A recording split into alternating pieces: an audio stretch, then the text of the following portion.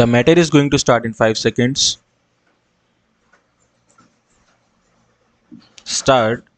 Now, for many years past, most of these problems have been considered in the world context, and I had a feeling, and I still have that feeling, that the continent of Asia is somewhat neglected, somewhat overlooked. It is not considered important enough for as much attention to be given to it as is given to certain other parts of the world. Possibly that has been so because most of the people who were considering these problems were themselves intimately connected with the other parts of the world, and naturally they thought of them in the first instance.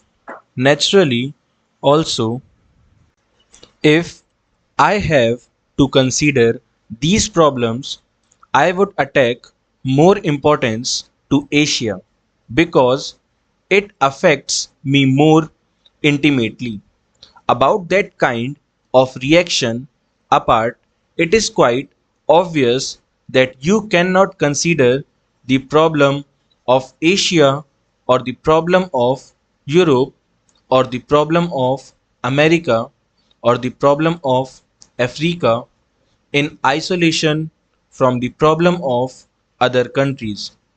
It just cannot be done, and if some countries which are fortunate enough today think that they can lead their lives in isolation irrespective of what happens in the rest of the world, it is obvious that they are under a misapprehension. Today, if one part of the world goes down economically, it has a tendency to drag others with it, just as when unfortunately war breaks out, other people who did not want war are involved.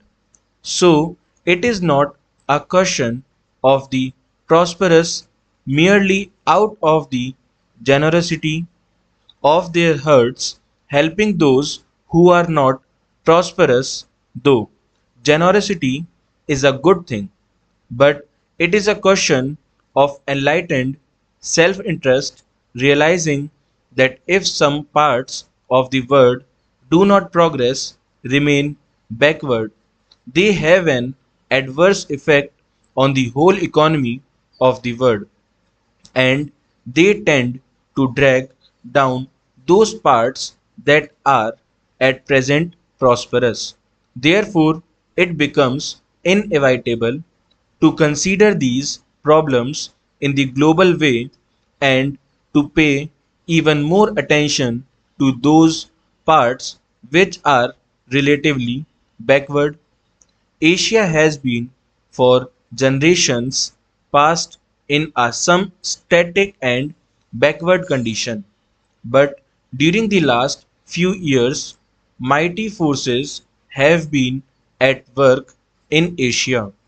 These forces inevitably thought in terms of political change to begin with, because without political change it was not possible to have any far reaching or enduring economic change. Large parts of Asia were colonial territory dominated by other countries. From that connection, they have obtained some advantage sometimes. While it did undoubtedly, in a sense, shake up that static condition, at the same time it tended to preserve it too for the benefit of the people. Full stop.